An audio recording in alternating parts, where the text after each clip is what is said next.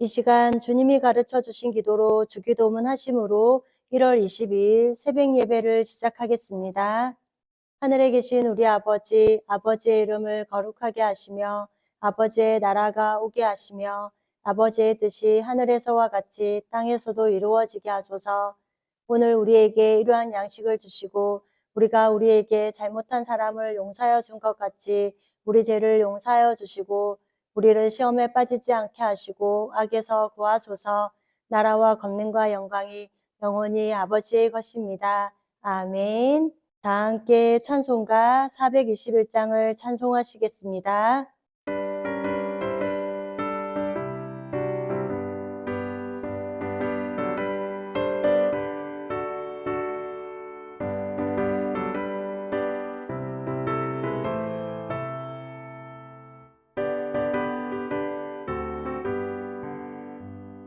내가 예수 믿고서 죄사함 받아 나의 모든 것 다 변했네. 지금 내가 가는 길 천국 길이요 주의 피로 내 죄가 씻겼네. 나의 모든 것 변하고 그 피로 구속받았네. 하나님은 나의 구원 되시오니 내게 정죄함 없겠네.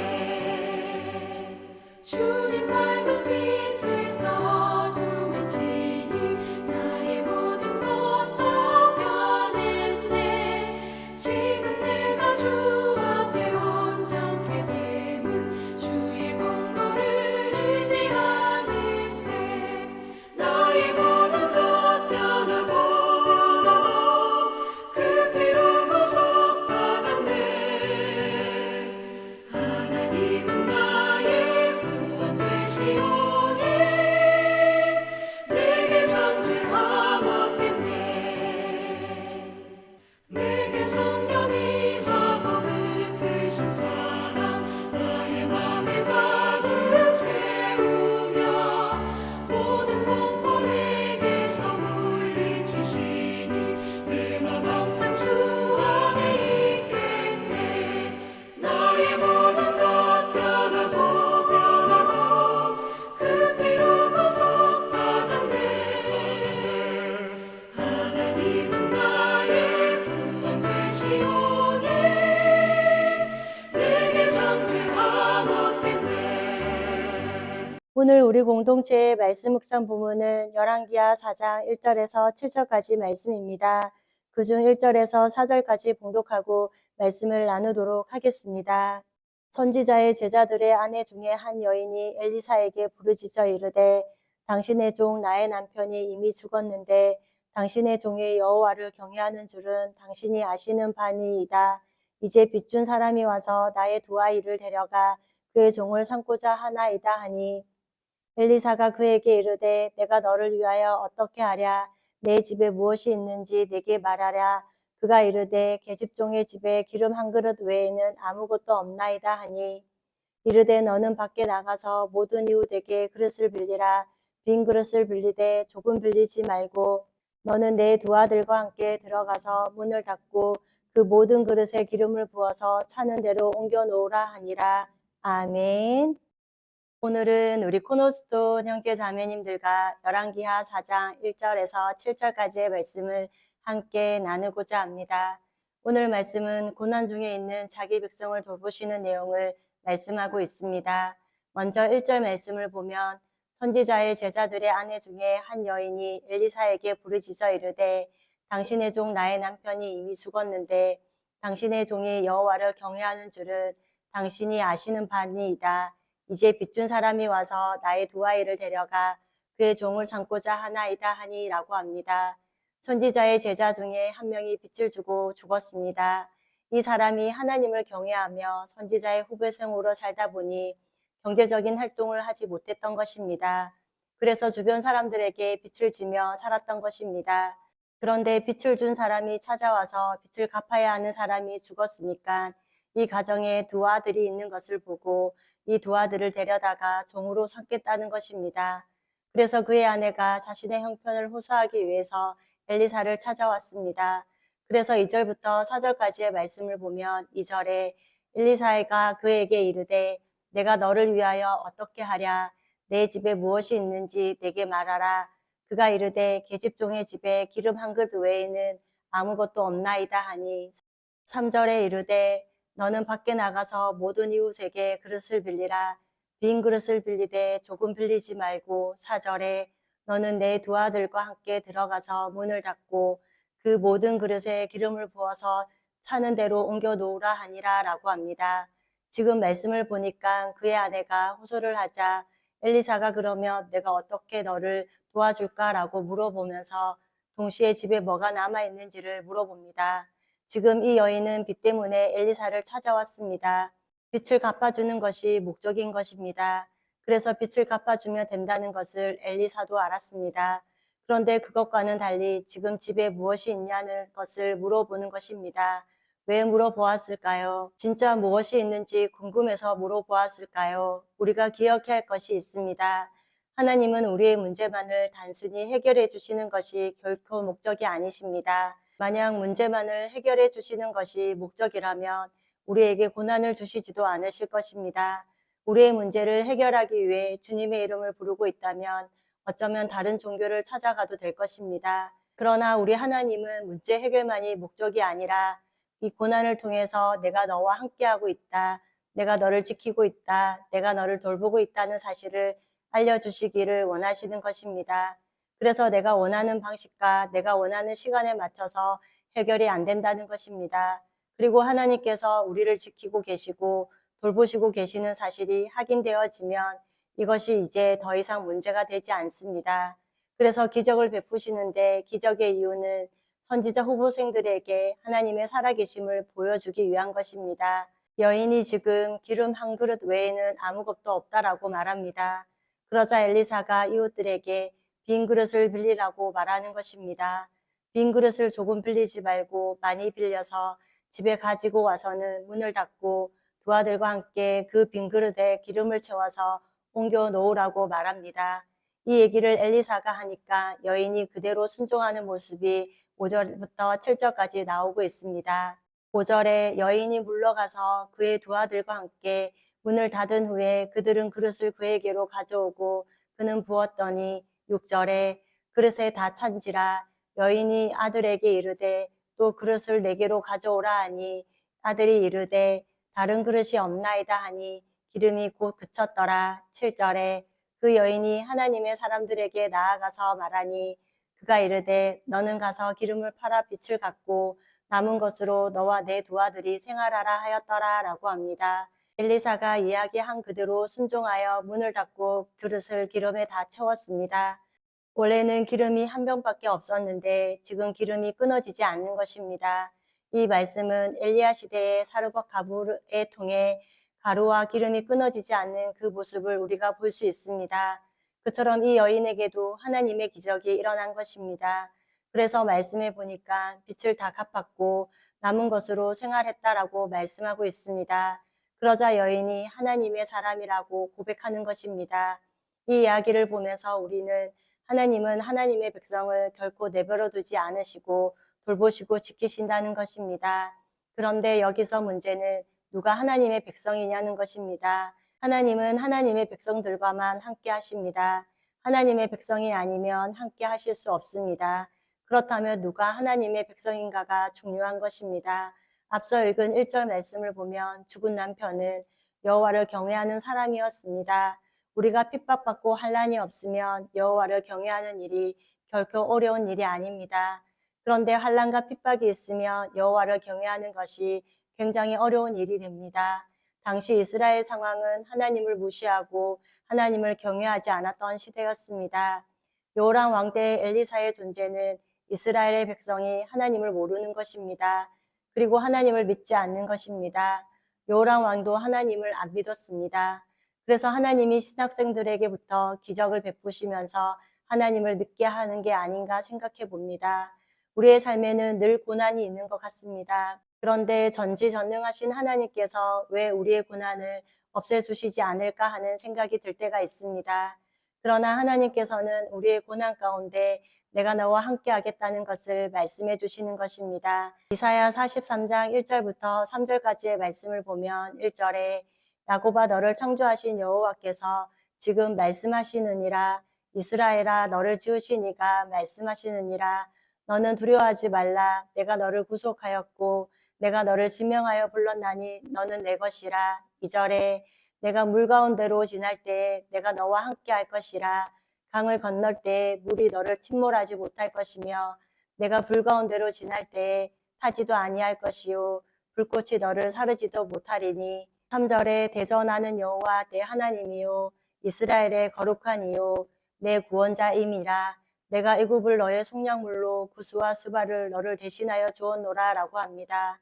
말씀을 보니까 내가 너를 구속하였고 내가 너를 지명하여 불렀나니 너는 내 것이라고 말씀해 주십니다. 그러면서 물 가운데로 지날 때 내가 너와 함께해서 강을 건널 때 물이 너를 침몰하지 못하고 불 가운데로 지날 때에도 타지 않을 것이라고 말씀해 주시는 것입니다. 우리는 물과 불을 통과하고 싶지 않습니다. 그러나 하나님께서는 우리가 물과 불을 통과할 때 우리와 함께 하시겠다고 말씀하시는 것입니다. 우리의 인생은 고난이 없으면 결코 하나님의 이름을 부르거나 하나님을 의지하지 않습니다. 이 말은 결국 고난이 있어야만 하나님이 함께 하신다는 사실을 그때야 비로소 알게 된다는 것입니다. 이것이 우리의 모습일 것입니다. 고난이 있어야지만 하나님이 나와 함께 하시는구나, 나를 돌보시고 계시는 것이구나 라는 것을 안다는 것을 말합니다. 그럴 때 우리는 그 고난을 넉넉히 이겨내는 것입니다. 반복해서 말씀드리는 것은 거듭난 하나님의 사람에게 고난의 시간은 하나님이 나를 돌보시고 계시는구나를 확인하는 시간입니다. 시편 50편 15절에 한날날에 나를 부르라 내가 너를 건지리니 내가 나를 영화롭게 하리로다. 한날날에 하나님의 이름을 부를 때에 하나님이 나를 변함없이 사랑하시고 나를 돌보시고 지키시고 계신다는 사실을 확인하는 시간이 바로 고난의 시간이라는 것을 말할 수 있습니다. 그래서 하나님의 사람은 고난 가운데 있더라도 예배할 수 있는 것이고 비록 고난 가운데 있다 할지라도 찬양할 수 있는 것입니다. 그렇기에 우리 코너스톤 성도님들과 저는 성도로 고난 가운데 예배할 수 있는 것이고 그리고 찬양할 수 있는 줄 믿습니다. 그리고 하나님을 경외하는 자가 하나님의 백성인 것입니다. 그런데 앞서 말씀드린 것처럼 요람 왕 시대인 지금 이때에 당시 이스라엘 상황은 하나님을 무시하고 하나님을 경외하지 않았던 시대였습니다. 이처럼 우리도 이 마지막 시대를 살아가고 있습니다. 디모데후서 3장 1절에서 5절까지의 말씀을 보면 1절에 너는 이것을 알라 말세에 고통하는 때가 이르러 2절에 사람들이 자기를 사랑하며 돈을 사랑하며 자랑하며 교만하며 비방하며 부모를 거역하며 감사하지 아니하며 거룩하지 아니하며 4절에 배신하며 조급하며 자만하며 쾌락을 사랑하기를 하나님 사랑하는 것보다 더하며 5절에 경건의 모양은 있으나 경건의 능력은 부인하니 이 같은 자들에게서 내가 돌아서라 라고 하셨습니다.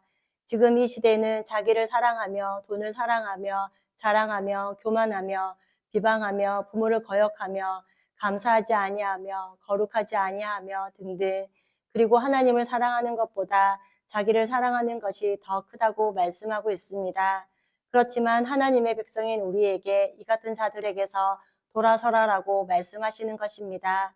그리고 디모데후서 3장 12절 말씀에는 무릇 그리스도 예수 안에서 경건하게 살고자 하는 자는 박해를 받으리라 라고 하셨습니다.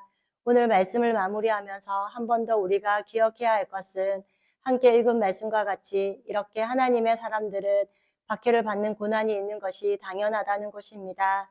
그러나 이때 하나님이 나와 함께하고 계시다는 것을 확인하는 시간인 줄 믿습니다. 그러므로 오늘도 하나님의 사람인 우리와 하나님께서 함께하심을 경험하며 세상이 아닌 하나님을 경외함으로 하나님만이 영화롭게 되어지는 우리 코너스톤 형제 자매님과 저의 삶이 되기를 소망합니다. 다 함께 찬송가 370장을 찬송하시겠습니다.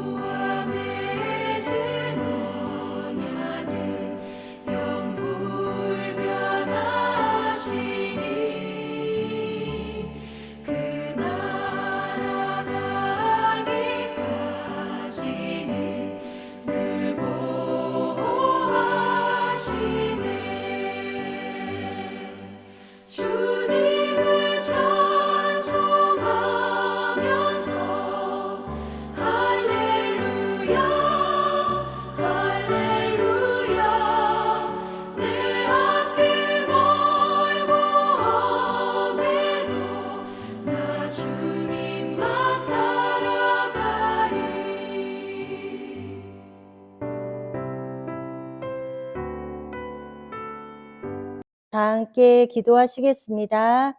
사랑의 하나님, 오직 여호와를 앙망하는 자에게 세움을 주신다고 하신 말씀을 의지하여 이 아침도 세움을 얻기 위하여 예배로 하루를 시작해 하시네를 감사합니다. 오늘 열왕기하 4장 말씀을 통하여 당시 이스라엘 상황은 하나님을 무시하고 하나님을 경외하지 않았던 시대였음을 보았습니다. 그렇지만 그 속에서 하나님의 백성을 돌보시고 고난 속에 함께 하시는 하나님을 또한 보았습니다. 지금도 하나님을 경외하지 않는 우리가 살아가는 이 시대 속에서 세상을 따라가지 않게 하시고 하나님의 말씀대로 온전히 하나님만을 경외하는 삶이 되도록 성령께서 도와주옵소서. 그리하여 하나님을 경외하는 자가 하나님의 백성이며 그런 사람을 하나님께서 돌보시는 것을 믿습니다. 또한 성도인 우리에게 예측하지 못한 고난이 찾아온다 하더라도 두려워하지 말라. 내가 너와 함께함이라. 참으로 나의 의로운 손으로 너를 붙들리라라고 약속하신 말씀을 붙들고 낙심하지 않게 하시고 우리 코너스톤 성도님들은 고난 가운데서도 변함없이 예배하고 날마다 찬양하는 삶을 살아가게 하옵소서. 그러므로 날마다 하나님만을 기뻐하며 하나님을 영화롭게 하는 인생들이 또한 되게 하옵소서. 지난 주일 오직 너 하나님의 사람아 불쌍히 여김을 받았습니다라는 제목으로 말씀을 듣게 하시니 감사합니다. 삭개오가 영혼의 외로움이 있을 때 사람들은 비난하고 정죄하지만 예수님은 삭개오를 직접 찾아가셔서 불쌍히 여겨주셨던 것처럼 하나님의 사람은 하나님의 긍휼하심을 받은 사람임을 깨닫게 하시니 감사합니다. 십자가의 도가 멸망하는 자에게는 미련한 것이나 구원을 받는 우리에게는 하나님의 능력이 됨을 믿고 언제나 십자가의 능력으로 살아가게 하옵소서. 그리하여 그리스도 안에서 새로운 피조물이 된 우리는 나를 의롭다 하신 분이 하나님이심을 믿고 영적인 것을 날마다 사모하는 변화된 삶을 살아가는 우리 코너스톤 성도님들이 되게 하옵소서. 오늘도 성령을 따라 살아갈 때 우리 안에 하나님이 주시는 평강과 기쁨이 충만한 하루가 되기를 기도하며 우리를 죄에서 구원하여 주신 예수님의 이름으로 기도드립니다. 아멘. 이 시간 합심으로 기도할 제목을 나눕니다. 성부, 성자, 성령, 삼위의 하나님을 묵상하며 경배하는 삶을 살도록 회개와 경건한 삶을 살도록 그리고 지난 주일 들었던 말씀을 기억하며 교회를 이끌어 가시는 사랑하는 담임 목사님과 목회자들을 위해 소그룹 원들을 위하여 그리고 화요 성경 공부와 오늘 있을 목회자 세미나 가운데 성령의 은혜와 기쁨이 충만한 시간이 되기를 기도해 주시고 이 시간 각자 가지고 계신 기도의 제목을 놓고 기도하시기를 바라며 오늘도 주 안에서 승리하십시오.